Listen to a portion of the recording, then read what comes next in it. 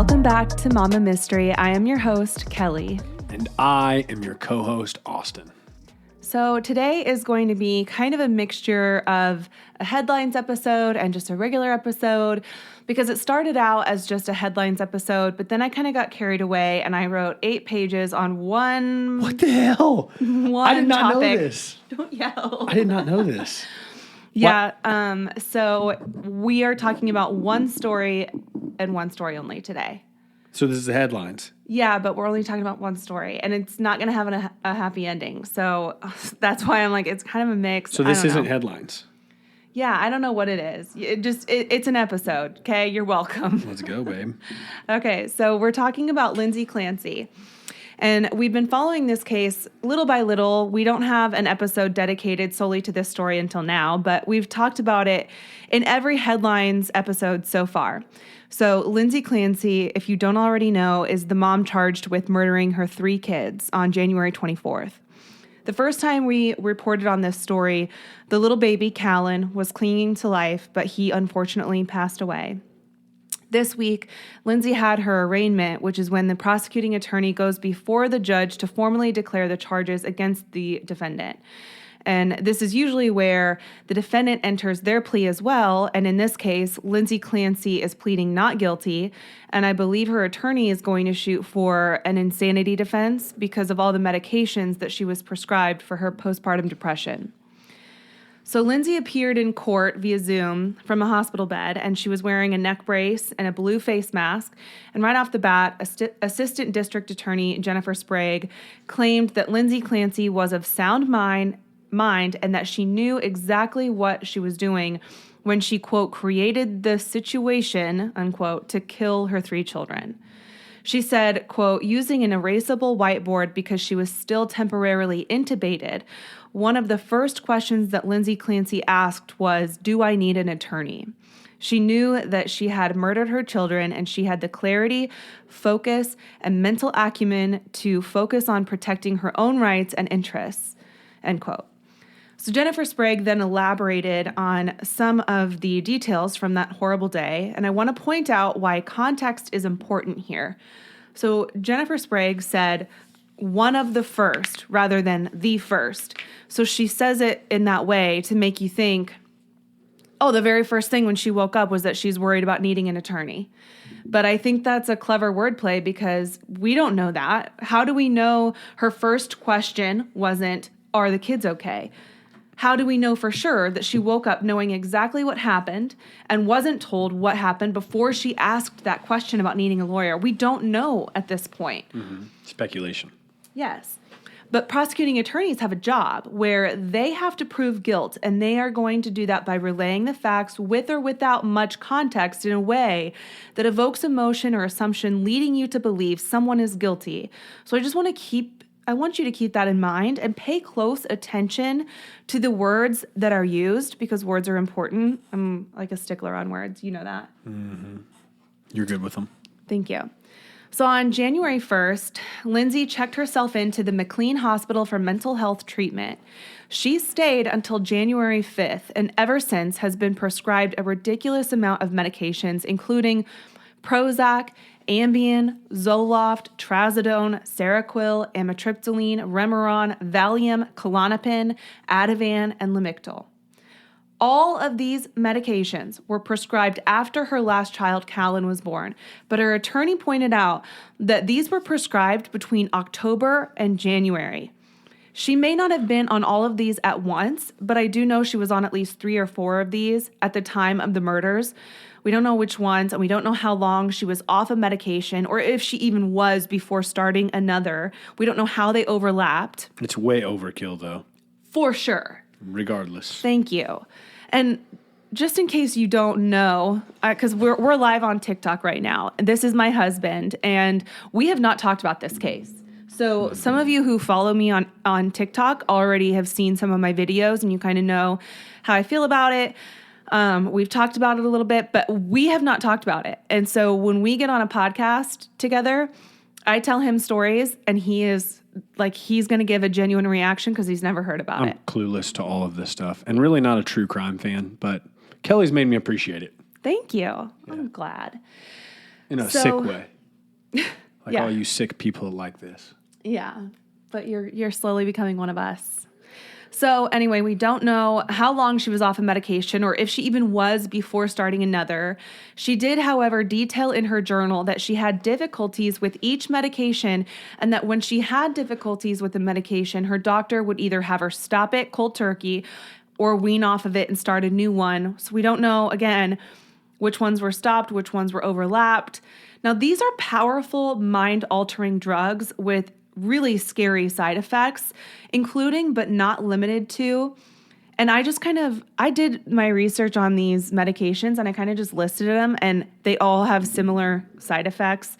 And so I'm just going to list all of them all together. But the side effects are including but not limited to headaches, drowsiness, dizziness, feeling like you've been drugged, trouble sleeping, weakness or tiredness, nightmares, muscle pain, uncontrollable shaking, changes to your appetite, confusion, unsteadiness, difficulty thinking, mental/mood changes like hallucinations, depression, increased anxiety, aggression, hostility, irritability, agitation, impulsivity, mania, and thoughts of suicide.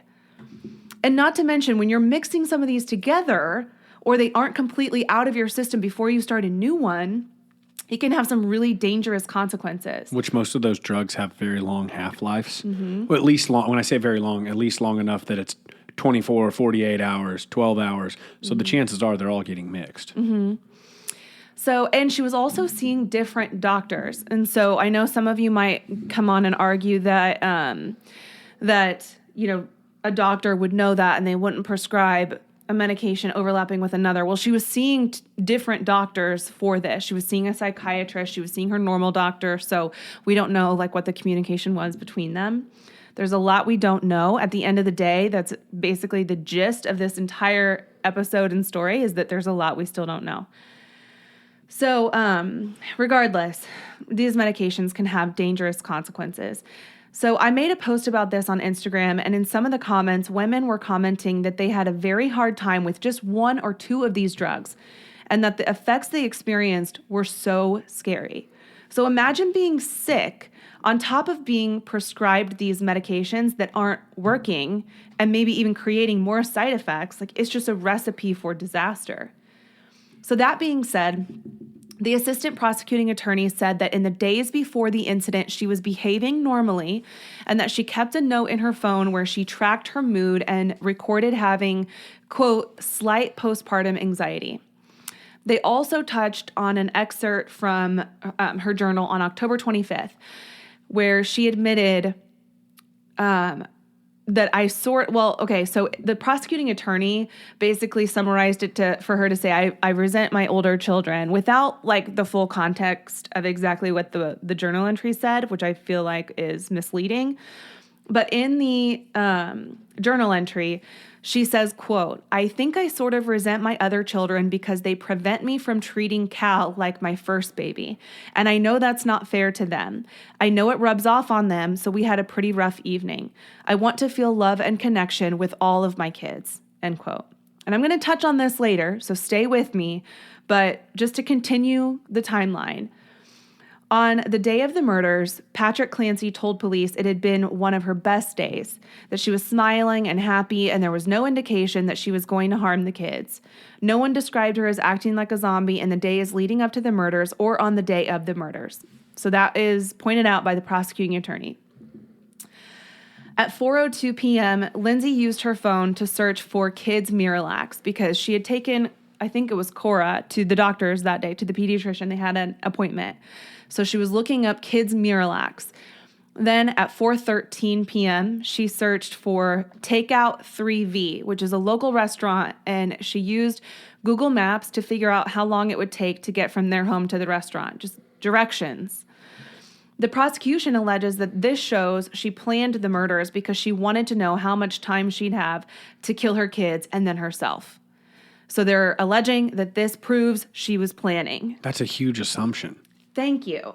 It's a huge assumption. I'm sorry, but how many times have we been to Q39 and we still Google the directions? Yeah, that's ridiculous to say that's to create this plot line. based on the fact that she Googled the time to get to a place. Yes. And not only that, but if you call a place and they say, yeah, your dinner is going to be ready at X time.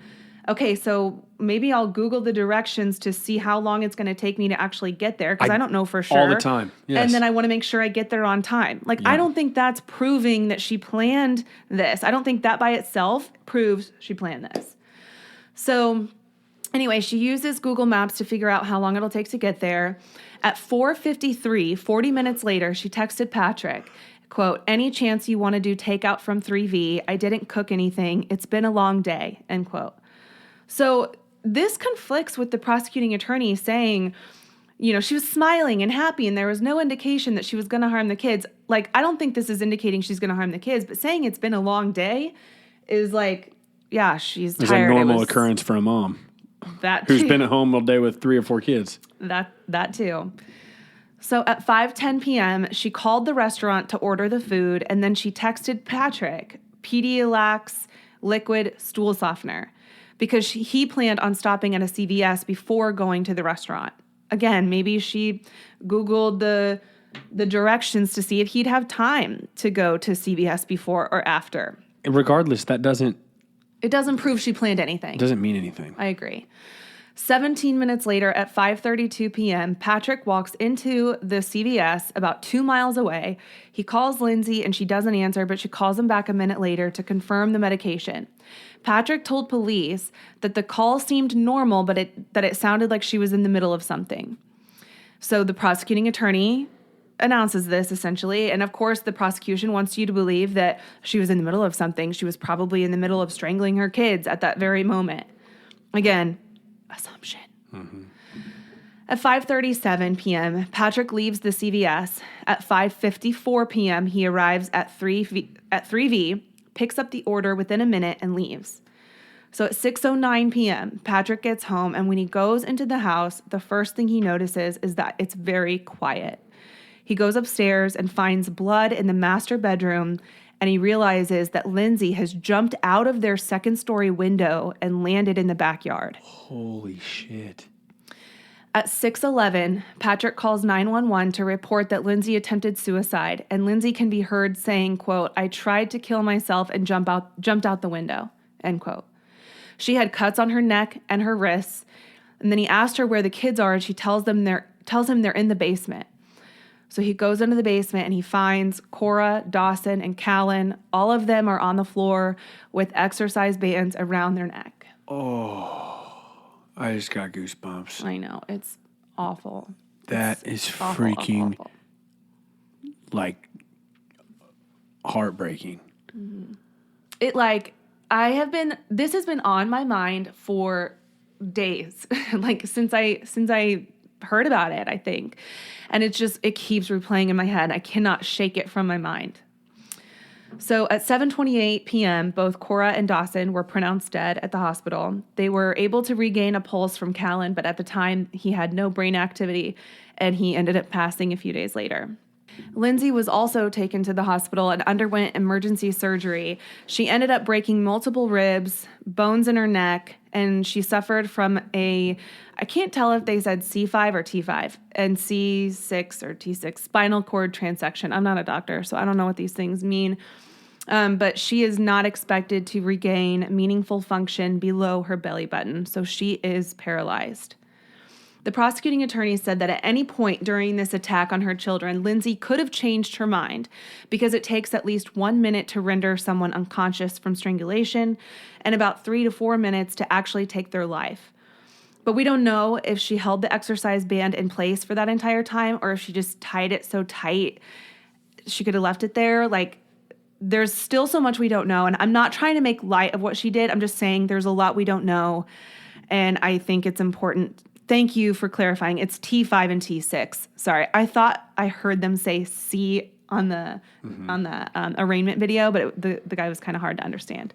The assistant prosecuting attorney made no mention of the fact that Lindsay's husband, Patrick, told the court that he had gone to her doctor a week prior and told them that Lindsay was acting like a zombie and was needing help. He was saying that something needed to change. Now, in regards to the reference to her journal about her resentment toward her older two, because they stopped her from loving her baby like he was her first. This part really breaks my heart because an honest admission is being used against her to make it look like she planned this and did this on purpose. But if she only resented her older two kids, then why would she kill all three and then herself? And I want to add a personal anecdote that I'm hesitant to share because people can be so judgmental. And I've already seen it on TikTok where there are some really ruthless women commenting horrible things on some of my videos in this case, because the social media is very, very divided on this issue. I mean, like almost 50-50, I'd say. So many people are angry, and I understand why. I get it. I hear you that you're angry, and I think it's valid to be angry. But some people are like, she deserves to rot in prison for what she did. She's a horrible person, like just ruthless attacking her. I think the internet, when it comes to most things, are stupid. People are stupid. But when it comes to parenting, oh my God, it drives me insane. Parenting is like something that people shouldn't. Can I side note real quick? Yeah. Okay, I was watching an Instagram reel because I don't do TikTok, same thing though. And there was this kid that he was probably like 5, and he took a marker and he wrote all over this bathroom. Wrote on the walls, wrote on the floor, permanent marker. Wrote all over this bathroom, huge mess. Drew a smiley face on the toilet seat coming up. I think I saw that. And this mom goes, "Oh my God." And she's spinning looking at it, and he goes, he knows he's in trouble. Like he can kind of sense it, but he goes, "The toilet is happy." And she goes, and it's funny, right? Like anybody would laugh at it. And the mom says, "No, nobody's happy right now." And he obviously gets really disappointed. Yeah. There were people commenting on it. Like I went to the comments like an idiot. And I don't normally do that, but I went to the comments and there were flooded in the comments were people saying, "You should really not break his heart. He was being creative. I could see the wind sink out of his sails whenever you said that. Horrible parenting, nice try," and all this. And I'm like, oh, okay, we should just let the kid fuck up the whole bathroom with a marker and move on. Yeah, because we don't want to hurt their spirit. Yeah, because let's not guide our children to know what's appropriate and what's not. 2023 and everyone's a cupcake and we need to not discipline. I don't care what people have to say about that. That's ridiculous. No, because we're sparing feelings. For for doing it's not something horribly wrong. In this situation, in my situation that I'm talking about, it's not like the mom beat the kid. She just said, "No, we're not happy right now," and gets ridiculed. And then, so I don't know how I feel about this yet, but just in general, social media and parenting, it's like, people, shut up. Well, and parenting is just, it's kind of like religion and politics and money. Like there's just some things you really probably shouldn't talk about if you're going to be like really judgmental about it or closed-minded. Like sex and rock and roll. You don't need to talk about that in front of, well, I guess I didn't really, it doesn't fit. So anyway, back to what I was saying. So I just wanted to kind of give like a personal anecdote here. I have 2 older kids who are 8 and 9 years old. And we just had our son, August, a year ago. And within the first couple weeks of bringing him home, my hormones were wilding out. And I vividly remember sitting on our stairs with my head in my hands thinking, maybe I made a mistake. And I feel horrible for even admitting that. But in that moment, I was just like, oh my God, I think I fucked up. And I was feeling so confused and sad because I didn't feel the same love towards our baby as I had for our older 2. I was kind of, in my head, I was like, I just don't know this baby very well, and which is so weird to say because he came from me. Like, I feel like I should have this spark of connection. Like, why isn't it there? What's happening, right? And I know I'm not alone there. I know a lot of moms have experienced a very similar feeling, okay?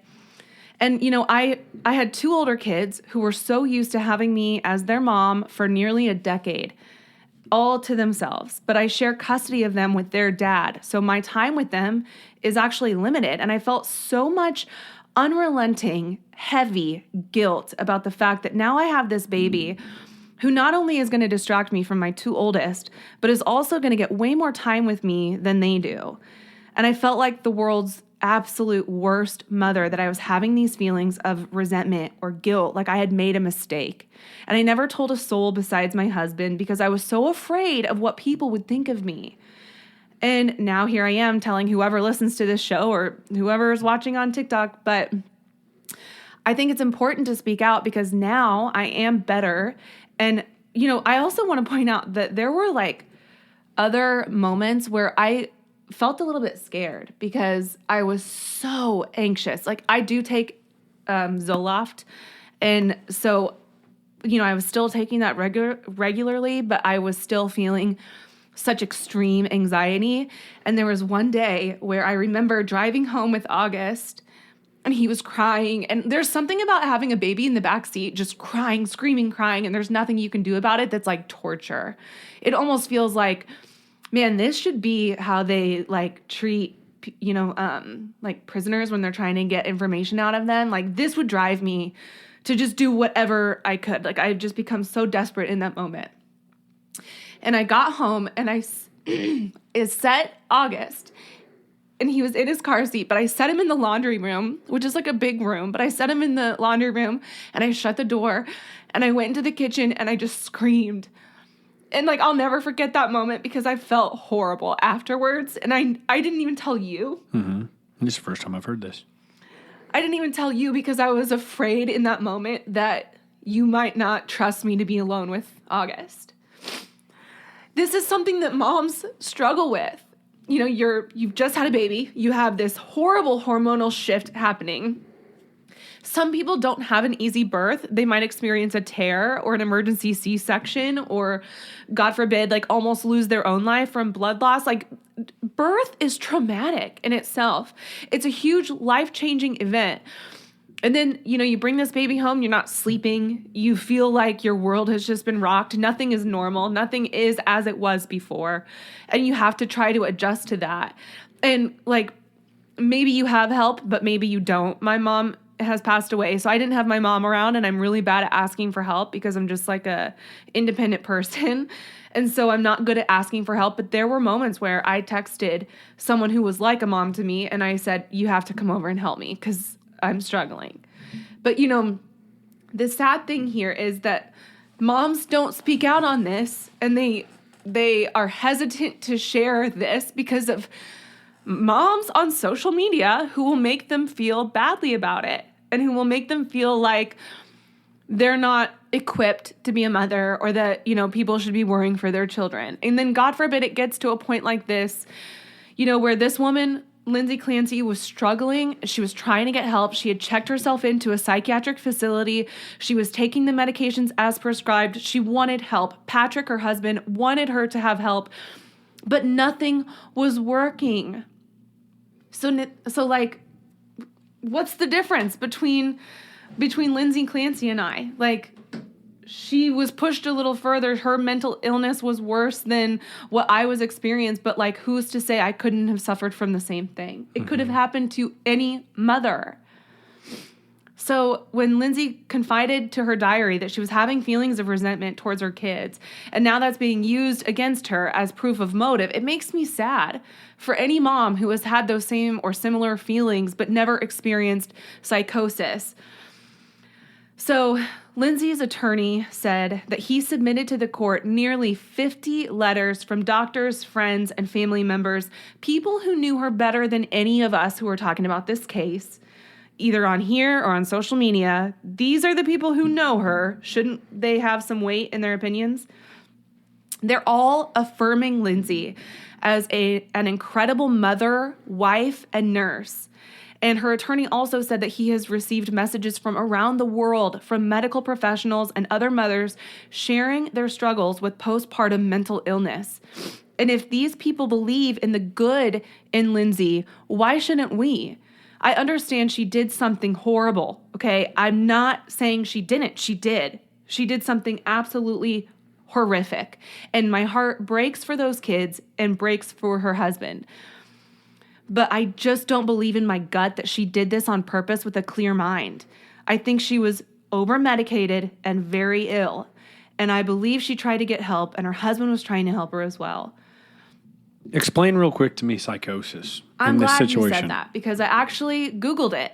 No, you didn't. Well, now this okay. seems so scripted. It's like, oh, Austin, ask me what psychosis is right here. No, and okay, let me just be clear. Like, I'm obviously not a doctor. I'm not a psychiatrist. I have a basic Google search, okay? Like, I'm not trying to claim that I know everything about psychosis because I have a Google PhD. No, but according to the NHS website, postnatal psychosis is a severe form of postnatal depression, and it's I don't want to say common, but 1 in every 1,000 women who give birth, and it's mostly common, or it most commonly occurs during the first few weeks after having a baby, but it can occur at any point within that first year. It's more likely to affect women who already have a mental health condition, and the symptoms, as well as symptoms of psychosis, symptoms of postnatal psychosis can also include changes in mood, like high mood and mania, for example, feeling elated, talking and thinking too much or too quickly, seeming happy, seeming normal, like things are fine. Or low mood, for example, feeling sad, a lack of energy, loss of appetite, and trouble sleeping. Now, people confuse the term psychosis or psychotic with psychopath. Psychopath is someone who has a social disorder. It's like they lack empathy, they're manipulative, they're like awful people. But someone who's going through psychosis, there are actually 2 main symptoms of psychosis, and they're hallucinations and delusions. So hallucinations is where a person hears, sees, and in some cases feels, smells, or tastes things that do not exist outside their mind but can feel very real to the person affected by them. And a common hallucination is hearing voices. She told her husband after this that she heard a voice tell her this was her last chance and to kill the kids. So she did come forward and say that she heard that. Delusions is another symptom of psychosis where a person has a strong belief that are not shared by others, or a common delusion is someone believing there's a conspiracy to harm them. So maybe, in her psychosis, she thought something was going to happen to her kids if she didn't do this first. Like we've seen this in Andrea Yates. We've seen it in another case I'm going to talk about in a second. It's scary. So scary. So I've also seen a lot of people on social media arguing that she, as a nurse, should have known the side effects of these medications and that she should have known better. But being educated as a nurse and being mentally ill are 2 very different things, first of all. And who is she to trust her own education as a nurse over the education of a doctor prescribing her these meds? We are expected to blindly trust doctors because they know better. They go to school and they practice for years. They take this Hippocratic oath to do no harm. So who are we to question that or second guess that? I gotta say something. Yeah. Doctors, and I'm not like a hardcore expert, but I've talked to many doctors who have told me this. They don't even go through as much as more than 1 nutrition class throughout all of their schooling, and some of them even that. Like some of them, they're in a class where they touch on nutrition. Mm-hmm. I bring that up because everybody's on this shtick about this and everything else, it seems like from what you've said, to be like, doctors know best and all this stuff. I'm sorry, but doctors don't know shit about nutrition, most of them. Mm-hmm. Most of them couldn't tell you about macronutrients and what you should be eating and what you shouldn't. So I don't know, I wanted to add that just because I feel like it's relevant in that I don't care if you're saying a nurse should know or a doctor should know. Well, and people on the same side are saying, she should have asked for help. There were resources. She should have gone to her doctors. Well, she did. So now what? Now what's the argument? Because she went to the doctors. They prescribed her all these medications, and it made the problem so much worse. So, why are we going to just blame her for her psychosis? I'm not saying that the doctors caused her psychosis, but obviously there was a disconnect there. But she asked for help. She tried to get help. And when you are so sick and so desperate to be better, you ask for help. You concede yourself to the knowledge of a doctor in hopes that they fix your problems. But then this happens and we're expected to just solely place the blame on the patient. There's a disconnect there because people are like, oh, she should have done this. She should have gotten resources or whatever. Oh, well, but she should have known better because she was a nurse. Okay, well, pick a lane because there's a disconnect. At Verizon, anyone can trade in their old phone for a new one on us with Unlimited Ultimate, which means everyone in your family could get a new phone and stay on your family plan, keeping you close. Hey, Mom, you seen my toothbrush? Yeah, I'm almost done with it. Oh, maybe too close. trade-in and additional terms apply. See Verizon.com for details.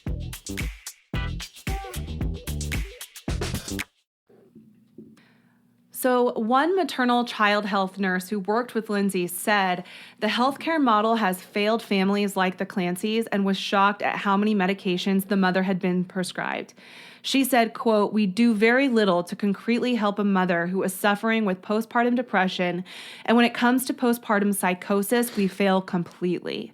Lindsay and her loving husband, Pat, were desperately seeking help and were betrayed by an inadequate medical system that has not devoted enough resources nor time learning how to help our new mothers, end quote.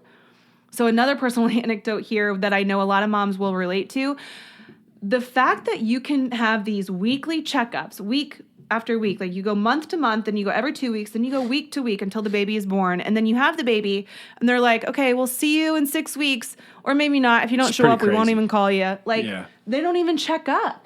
I agree with that. That's absurd. So yeah, the system is so weird and messed up. So in response to the prosecuting attorney's statements, Kevin Reddington, who is Lindsay's defense attorney, described the suffering of her family and her friends and of Lindsay's crippling postpartum mental illness. He also said Lindsay Clancy's case is a prime example of a country that routinely fails women seeking treatment for postpartum depression, anxiety, or psychosis. He said Lindsay Clancy was under the care of medical professionals who prescribed her a cocktail of medications that harmed her mental well-being. He described a woman unable to feel genuine emotion due to the drugs. Man, I don't know how I feel about this whole thing. I'm trying to decide, but as far as like what she should get or whatever, but that I completely agree. And I think the system fails everybody. Yeah. Because I think the goal is to get people on drugs, and big pharma is big fucked up. Mm-hmm.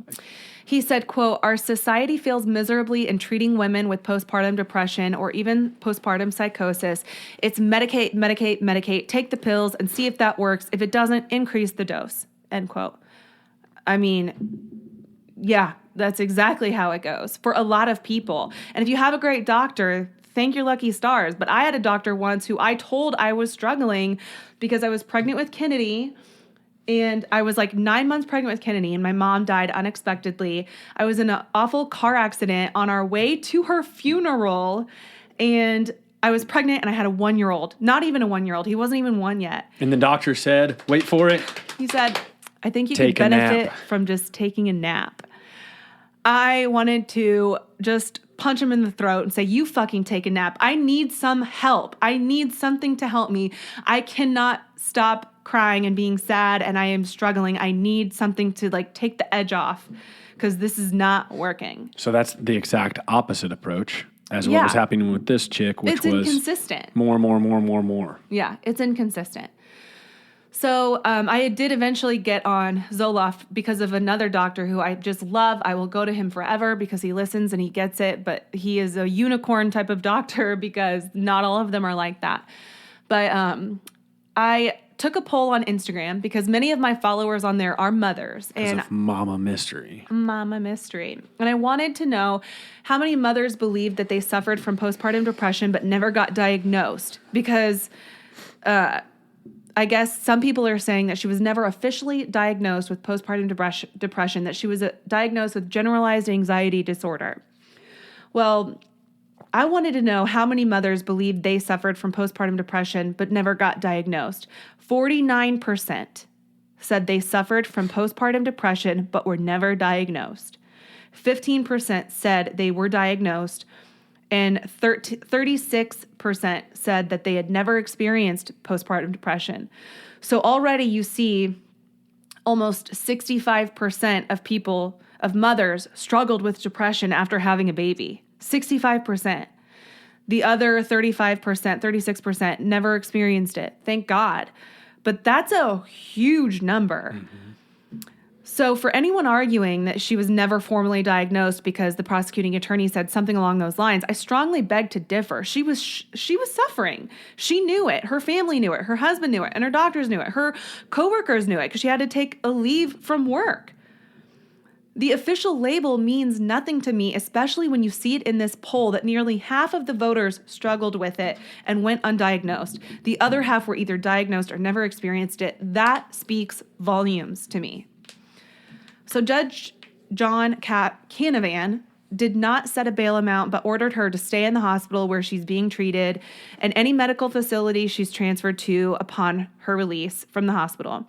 She'll have to undergo physical therapy, and my understanding is that it will likely be like an inpatient rehabilitation center. And after she's released from the rehabilitation center, she'll be subjected to home confinement with GPS monitoring. If she pleads not guilty by reason of insanity, the defense will have to show that because of a mental disease or defect, she was unable to understand the wrongfulness or criminality of her conduct, or even if she could understand it, she couldn't conform her conduct, to the requirements of the law. And I want to point out, I know this word is overused, so some people may forget the literal definition of it, but the word insane actually means, quote, in a state of mind which prevents normal perception, behavior, or social interaction, end quote. Makes sense. Makes sense as to what she was probably experiencing. So I think that's a fitting description for her state of mind that night. Even if she wins, even if she's found not guilty by reason of insanity, it's not like she just gets to walk free. She'd probably be sent to a medical facility where she undergoes treatment until it's determined that she's safe to be released. But Andrea Yates, she's had an opportunity. She killed 5 of her kids, and with similar circumstances. She's been eligible for release, but doesn't want to leave because she's terrified. So, whatever, some people think that her punishment should be, people who are like, oh, she should just rot in hell. Trust me. If the moment she snaps out of this, if she ever does, and she realizes what she's done, she is living in her own personal hell for the rest of her life. I was just going to say that. She's paralyzed. Mm-hmm. Who knows if her husband ends up staying with her? Mm-hmm. She has to live with the guilt of that she murdered her kids. Yeah, and that her kids are gone because of her. And I'm not going to judge, I don't know. I'm definitely not, and I don't think any of us really are qualified to say... It's interesting, right? Because, obviously she did something horrendous. There's all of these weird circumstances. Whether she lives in prison for the rest of her life or whether she lives in freedom for the rest of her life, she's going to be miserable and a prisoner in her own mind. Mm-hmm. And... Exactly. I don't know. It's crazy. It's crazy, in the world we're in, yes, a judge and a jury make the decision, right? Mm-hmm. But, someday, I don't know, who knows what you believe in, right? But... And I'm preface this with, it's not like I'm the most religious guy in the world ever. I don't go to church every Sunday, and I'm not trying to be a Bible thumper here. Mm-hmm. But I believe in God. I believe there's a heaven and hell. I seek, faith and a meaning of life and those questions that probably many of you ask. And so really, who gives a shit what you think or what I think or what the judge and the jury happens? To me, she's going to live a pretty miserable existence no matter where it is. Yeah, regardless. And in the next... whatever it is after life, who knows how she'll be judged, Mm-hmm. I don't know. That's pretty deep, but... So this case is actually eerily similar to the case of Deidre Morley out of Dublin, Ireland. Exactly 3 years ago to the very day that Lindsay killed her children, this mother, Deidre, murdered her 3 kids, Connor, Dara, and Carla. What? They even have the same orders of initials in their name, I noticed. Connor, Dara, Carla, Cora, Dawson, Callan. And then they all were killed on January 24th. This was of 2020, and then Lindsay's was 2023. That kind of blows my mind. But Deidre was suffering from a severe depression that developed into psychosis, and she believed that she was a bad mother and that she had irreparably damaged her children because of her mental illness. So she killed her kids before she tried to take her own life because she believed that they were doomed. But in Deidre's case, she confided in her doctors for 2 years prior to the murders, never telling her friends or her husband what her feelings were. But she was found not guilty by reason of insanity, and she's in a mental hospital now. A mental treatment facility. Let's be PC. Okay, so I want to end this episode by reading what Lindsay's husband, Patrick Clancy, wrote in a statement. So, a GoFundMe was created for Patrick by a family friend. It has now surpassed $1 million in donations. In a post on the page, Patrick wrote the following: "Thank you all for your love and support. The warmth I've received from the community is palpable, and your generosity gives me hope that I can focus on some sort of healing. I've seen all of your messages and contributions, including some from people I haven't seen in over a decade and many I've never met. I see and appreciate every one of you. A lot of people have said they can't imagine, and they're right. There's absolutely nothing that can prepare you. The shock and pain is excruciating and relentless. I'm constantly reminded of them, and with the little sleep I get, I dream about them on repeat.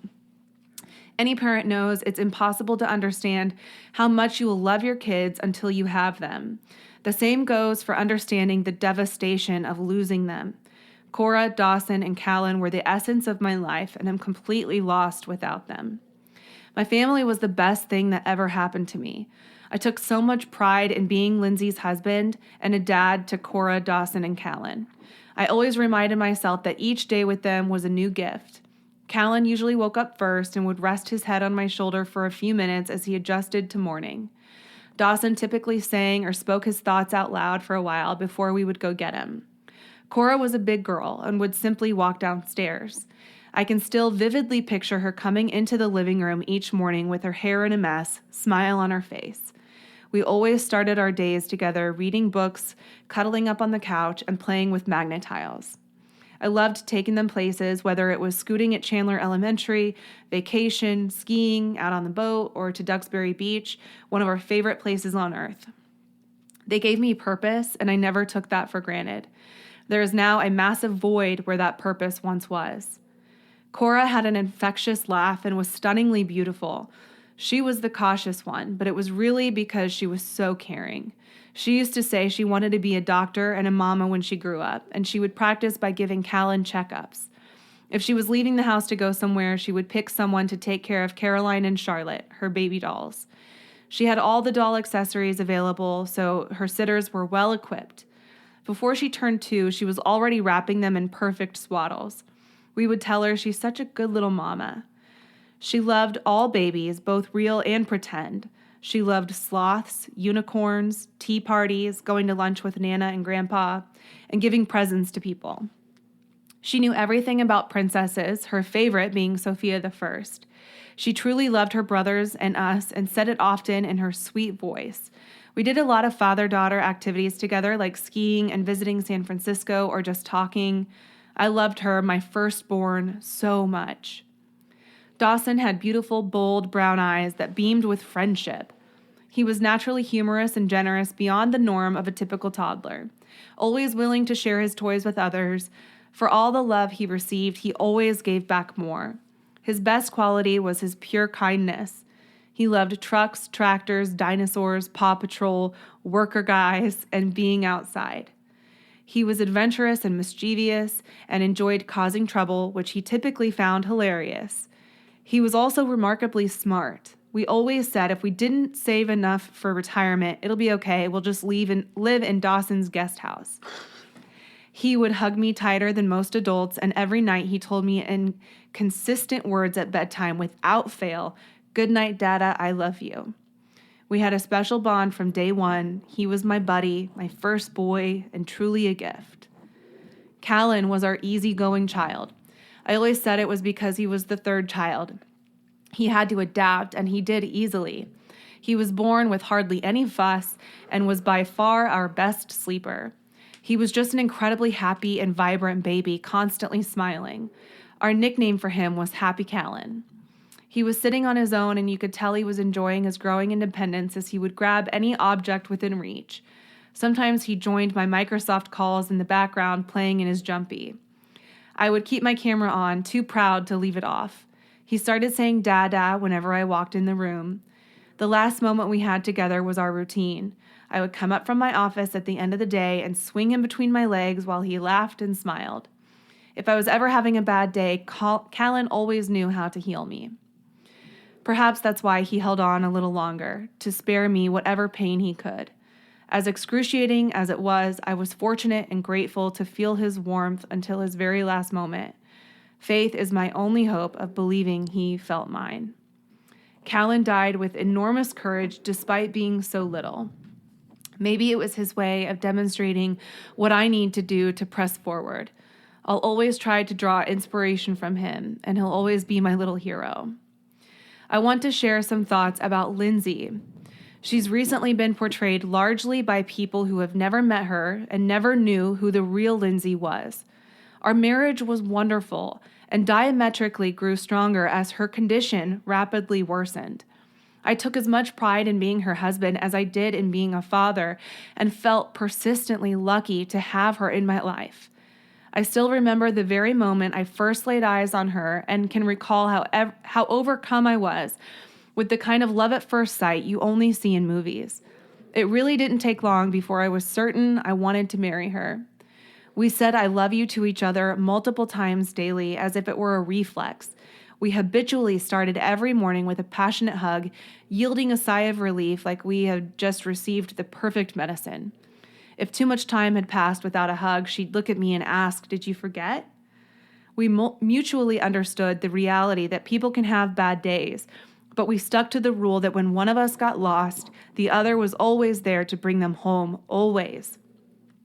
She loved being a nurse, but nothing matched her intense love for our kids and dedication to being a mother. It was all she ever wanted. Her passion taught me how to be a better father. I want to ask all of you that you find it deep within yourselves to forgive Lindsay as I have. The real Lindsay was generously loving and caring towards everyone, me, our kids, family, friends, and her patients. The very fibers of her soul are loving. All I wish for her is that she can somehow find peace. I promise I'll put all my energy into healing and rediscovering my purpose. I owe that to all of you, Duxbury Fire and Police, our compassionate healthcare workers, our local faith leaders, the Microsoft community, and especially Cora, Dawson, and Callan. I don't know how or when I'll be able to do it, but your love and generosity will help get me started. I know that love always wins. Cora, Dawson, and Callan, you gave me so much in your short time here. I don't know if the pain will ever go away, but I'll do my best to carry on in your honor. Dada loves you so much and will always remember you. With love and endless gratitude. End quote. Man, that was well written and heartbreaking. Yeah. Props to that dude. I can't imagine. I mean, like you said, obviously nobody can imagine. When did this happen? January 24th.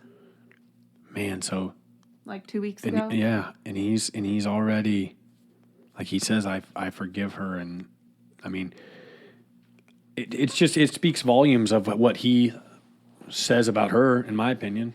Absolutely, I agree. And to know that, he speaks highly of her and who she really is, despite this illness that has kind of destroyed her. Not kind of, it has destroyed her. Her friends, coworkers that have worked with her, who know her, have all come out and expressed how great of a person she was before this happened. Like, this is not Lindsay. This is obviously something chemically wrong in her brain. And so, we talk about, we have a true crime podcast. We talk about bad people. We talk about psychopaths, like we described earlier. I don't think that she was a psychopath. I don't think that she planned this. I believe firmly in my gut, based especially on the character witnesses that she has, her husband, her friends, her family, that this was a horrible thing caused by mental illness. Yeah. And it's awful and it's sad. And the ultimate victims here are those 3 kids. But I think that it's important to have compassion for somebody who, deep in their heart, never would have done this if she wasn't sick. I believe that. Yeah, I do believe that also. Well, is that it? That's it. We'll end the episode by saying, you're a fantastic mother. Oh, thank you. And, I just want moms to feel like they aren't alone. For sure. And on a positive note, I'm going to go make some crappie tacos. And I love you. Mama, I love you mystery out.